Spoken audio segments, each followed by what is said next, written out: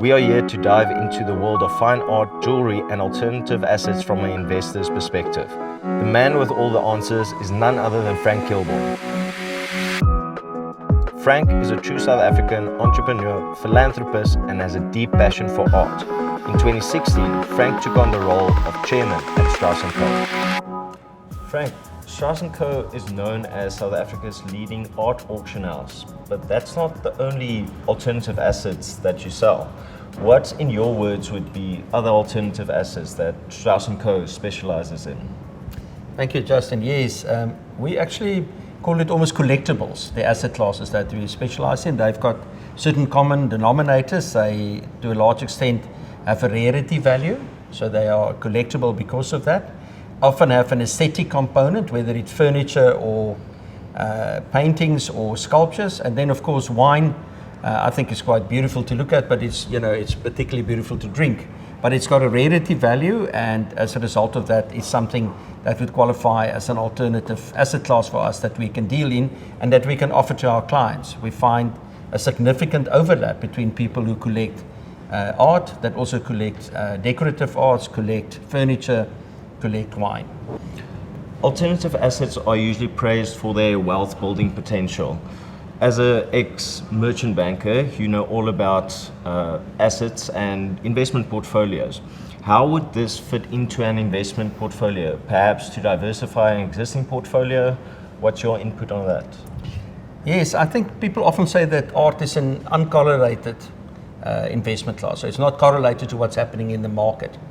It's generally true that factors that we're currently experiencing, like high interest rates, will cut across various markets. It's negative for the real estate market. It's often negative for the equity markets, and to a certain extent, it impacts on disposable income.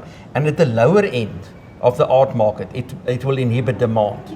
However, a lot of the people who invest in these quality assets actually always have disposable income.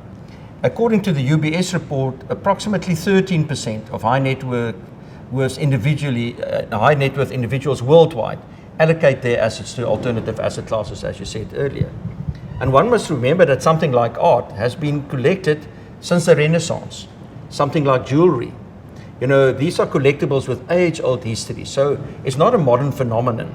And they were stores of value because of the quality of the craftsmanship, the imagination, the uniqueness of pieces, and then, of course, in the case of jewelry, the absolute quality of the gemstones that they use. So over many centuries, this asset class has actually been there. Stocks are relatively, or shares are relatively modest and relatively young asset class in comparison to something like art and jewelry. It only started with at the time of the VOC, when they started exchanging tulips.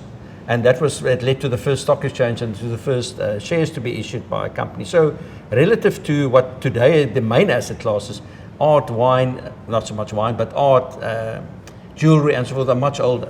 Well, that's interesting. Speaking of historical significance, what other factors can contribute to an art piece being considered such a high valuable asset? The historical context and the historical significance of artwork and who owned it when, what we call provenance, is absolutely critical.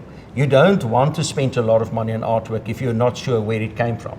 It's almost a little bit like blockchain does up to now. You want to make sure that every person that had that artwork before you actually legitimately owned it and looked after it very well. The other thing, obviously, if you have a very well executed work by a famous artist that was owned by a major collector or a famous collector or involved in an important event, it adds to the story. And to a certain extent, every picture tells a story. So if you tell a story about the story, it is often more attractive. But what happens with artwork is that, there have been millions of artworks produced across the world. Last year, there were 37 million artworks sold across the world at an average price of $67 billion, which is approximately $2,000 per artwork.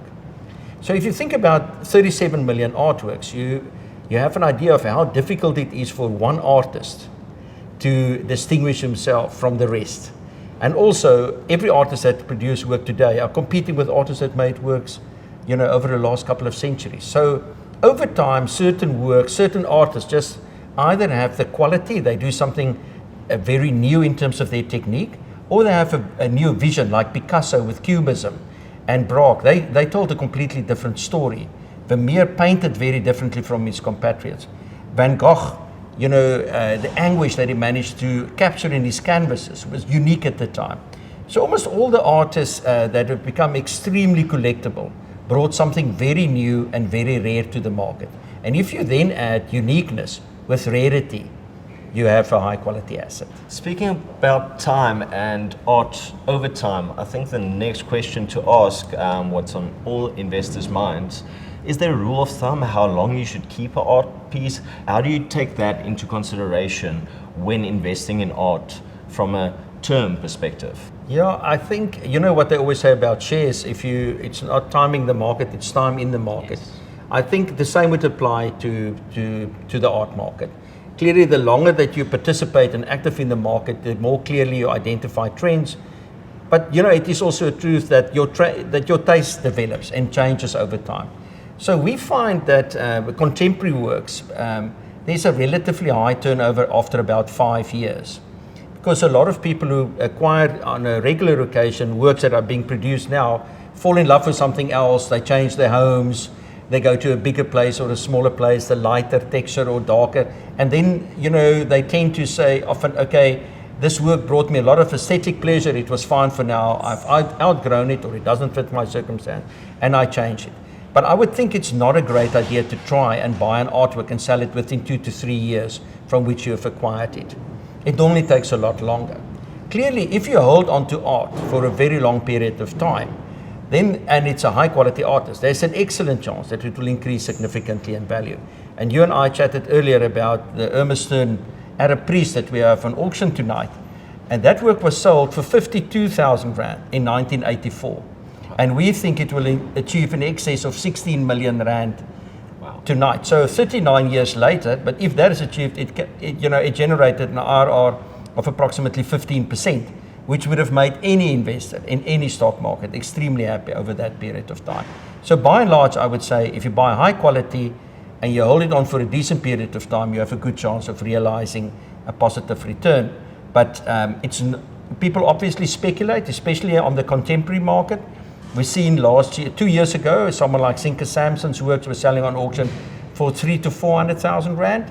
It was then one auction, 2 people went crazy about the work, sold it for 3 million Rand, and the next moment, there was a new benchmark. So if you were into an artist like that, obviously you in a relatively short period of time could have capitalized on quite a significant gain, but that is the exception, not the rule. So when we look at investment funds, these investment funds are marketed through fund fact sheets, and each fund fact sheet usually has a summary of the investor portfolio. Is there an investor portfolio for investors that are investing in art? Is it based on age? Is it based on net worth? What type of investor typically looks at investing in art? I think it would almost be a 90-10 rule in the case of art, Justin, because I would think 90% of the people who invest in art actually fall in love with it. They buy it because it intrigues them, they like the aesthetics of it, they like living with it, they grow and develop with the artists, with the trends that they follow. I would say really only 10% of the art market, in the secondary market where we function as an auction house, buy it purely for investment purposes. People buy it primarily because they think it's a great investment and it brings a lot of value in many other ways. So your typical, I don't think we really have a typical investor. There's a famous story of a poet, in Afrikaans poet called Boerneef, who used every single salary that he had, amount of money he had, to buy art. He never went overseas, he never owned a car. And when he passed away eventually, I think the value of his estate, 80% consisted of art. And he bought Ermestern, Pierneef, Praller, the very best of the best. And he was a person of moderate means. He was a teacher and then later on a lecturer at university. So clearly there are very wealthy people who invest en masse on large scale in art. There are also, of course, as you know, a lot of wealthy people that do not invest in art, but choose to invest maybe in cars or in game farms or wine farms and other asset classes. So I would think we are characterized by people who recognize value, got a sense of aesthetics, have disposable income, and believe in the total return that they get out of the enjoyment the work gives them, as well as the potential for financial upside. South Africa has made waves in the global art community, especially with the recent Irma Stein painting selling for a record of 22.3 million rand. So to newcomers of art investments, what would be a few best practices to follow? Yeah, I think it's very similar actually to buying shares, or let's say buying a motor car. If you want to buy a motor car as a younger person, you will go to a number of showrooms. You are going to test drive quite a few cars. You're going to read a lot of reviews. You're going to ask your mates who've got cars like that. You are going to try and have as many test drives as you can. And then you're going to see, where should I buy it? Who's going to give me good after-sales service? So to a certain extent, paintings are much the same, or artworks, decorative or not. First, you do your homework. You attend as many gallery openings as you can.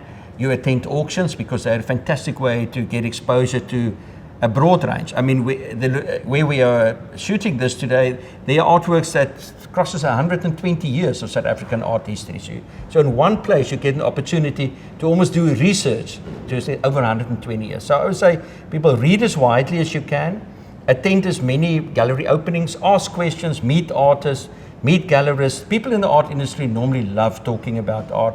They love sharing their passion for art with people. So it's actually very accessible. And if you do take the trouble of that, you would educate yourself pretty quickly about how it works. Secondly, at say, for example, you've got 20,000 rand that you want to spend. Then you will look at 20, 30, 40 different 20,000 rand works. And you will find one that you think, oh, I really love that work. I think it's really good artist because I heard it's with a reputable gallery, it's been on auction before, so there is a secondary market, and that will tick the boxes and enable you to make that decision. But just to come back to something I mentioned earlier, and that is that the average price of per artwork sold last year in the world was only $1,800, which is, let's call it, even with the rand, who knows where we are today, but let's say 36,000 rand per artwork on average.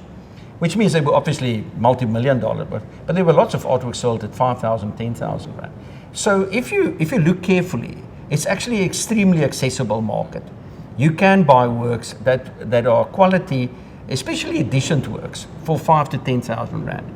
Many of the major artists actually produce these editioned works, where, for example, like Kentridge, which we got here, will do an edition of 35 or 70 of one work, in order to make it more accessible to the market, because an original might cost 5 million rand.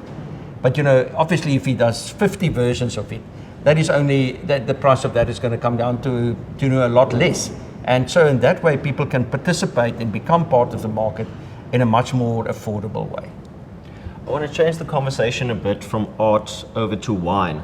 When we look at the returns, the annualized returns that wine has delivered compared to even global equities, that is obviously ahead of all normal asset classes at the moment, wine has delivered returns in excess of that.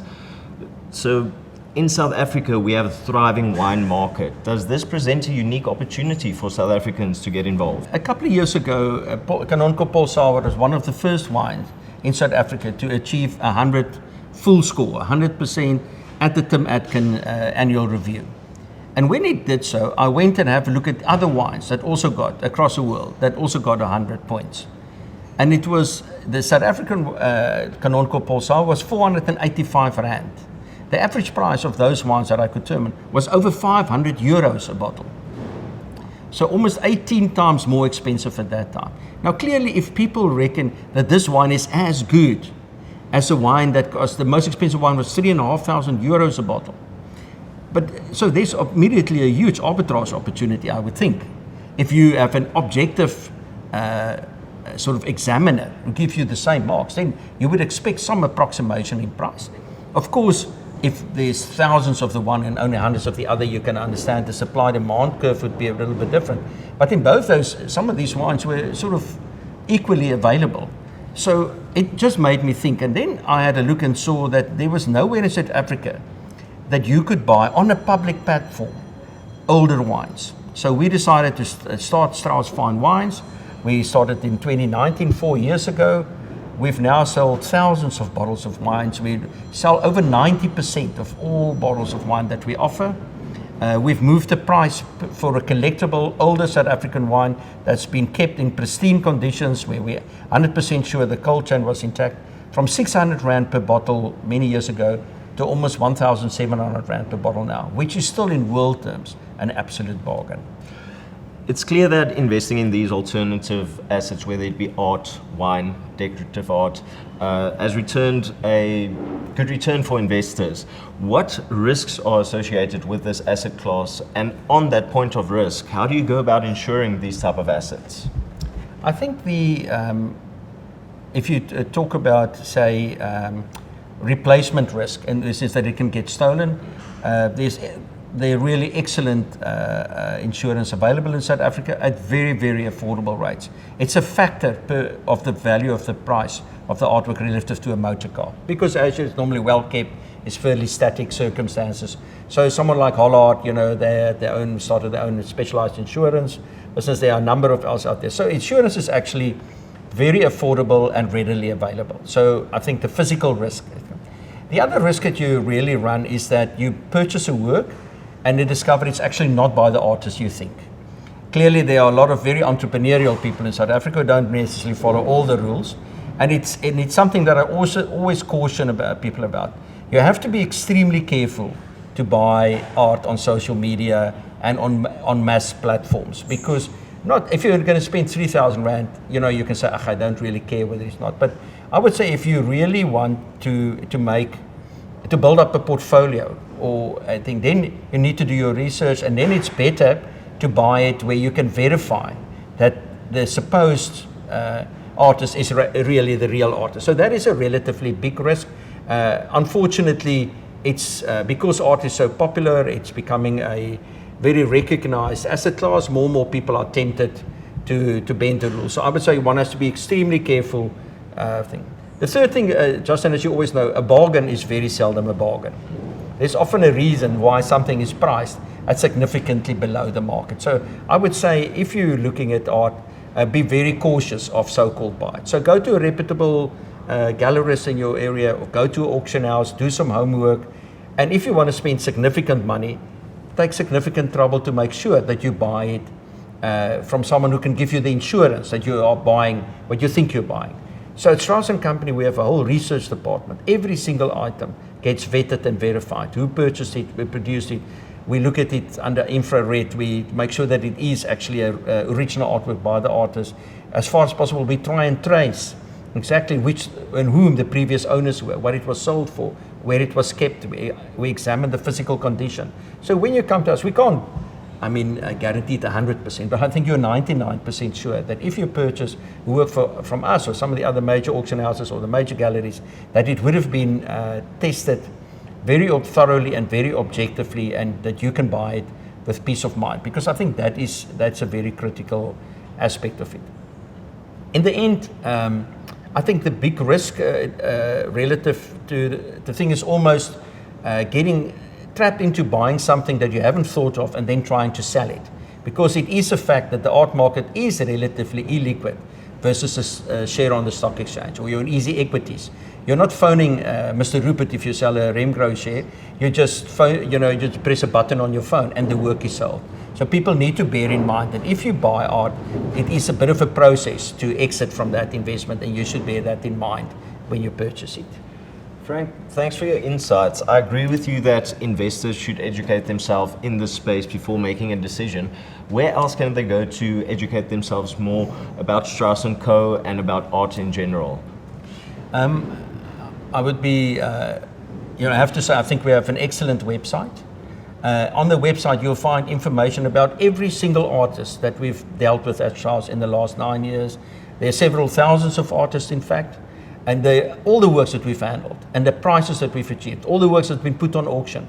You can look at every auction results when we start, everything that was sold, unsold, what price. So it's really a one-stop shop for you. Over and above that, on the YouTube channels, there's lots of informative content about various artists. You can learn a lot about the artists by just going on the website. And I think to a greater or lesser extent, the same would apply to other auction houses and really the major galleries in the country. So I would think that's a very good place to start and to educate yourself. And as I said earlier, walk the walk, talk the talk, go and talk to people, walk into the galleries, participate, start chatting to people, get a sense of values, and you most likely probably will make a good decision when you do. Justin, at Strauss & Company, we've realized that often young people find it quite intimidating to get involved in the art industry and to go to an auction and to bid or to participate. So we started an art club which meets monthly, and it's really aimed at the young professional market or students, anyone who's interested in art and want to start thinking about building up a collection in art. And at these events, it's very informal. We get some artists to come and talk about their work. We actually present drawing classes. We have a lot of fun events teaching people how to look at various types of art. We do mock auctions so that you can participate and bid on an auction. It's really a lot of fun, and it's very, very popular. It's absolutely free. You can go and look at the Strauss & Company website, pitch at any of these events in Joburg and in Cape Town, as I said, every month. And then we have a special section in the auctions, in the online auctions, which is then aimed at the art club, where we specifically present works, say between 10 and 25,000 Rand on auction, that's being discussed at these art clubs, so that people who want to get into the market get a first opportunity to participate in an auction. They've learned how to do it at the thing. They bid, then they know what they're talking about. And I think in that way, people become more comfortable with the market, they become more informed about how it works, and they also at the same time hone their skills, which will enable them in the end to build up a really good collection. Frank, can you tell us a bit about the art piece here behind us? It looks quite interesting. Yeah, I would say it really is interesting, Justin. Nicholas Slobo is one of these artists that's leading the charge internationally as a contemporary South African artist. He really works with Xhosa identity and that of being a gay man of Xhosa origin, and he deals with that. So what you will see is that he's working on canvas in stitching. So he's stitching together his pictures, and he always does that. Then he adds it to various elements. This work is literally translated, that the name of these works are obviously quite important because it's not so easy to see, to decode what the artist is telling us. But this work is called Confusion in Xhosa. And it really, I think, deals with a number of issues. But at the same time, we colloquially refer to this series of works as a jellyfish series. And you can see the resemblance to a jellyfish. And he often incorporates elements such as that, or a scarab beetle, into his works. And really, if you think about a jellyfish, it's floating. But I mean, if you touch it, those tendrils touch you, it's quite painful. So it's that sort of mix between them being beautiful to observe, but don't touch, don't get too close. So what is interesting about Nicholas is he was one of the first artists that worked in this format and that started addressing gender politics. And today is represented by one of the major galleries in the world, Lehman Maupin in New York, and a number of galleries all across the world. This work is 1.2 to 1.6 million. And it's a classic example that, a couple of years ago, what we spoke about, if you started buying Nicholas' work, say 5, 6, 7 years ago, you most probably would look like a 4 or 5 times return on your capital. He's world famous now for what he's doing. He started this trend. Nobody else can really work in the same format because he owns that space. So that would really be the type of art that, if you do like the work aesthetically, that you try and select and to put into your portfolio as a key artist to generate the performance returns that you would like to see in the future. Amazing. Thank you, Frank, for your valuable insights. You're welcome, Justin. Thanks for having me. To learn more about this art piece behind us, you can go to Strauss & Co.'s website.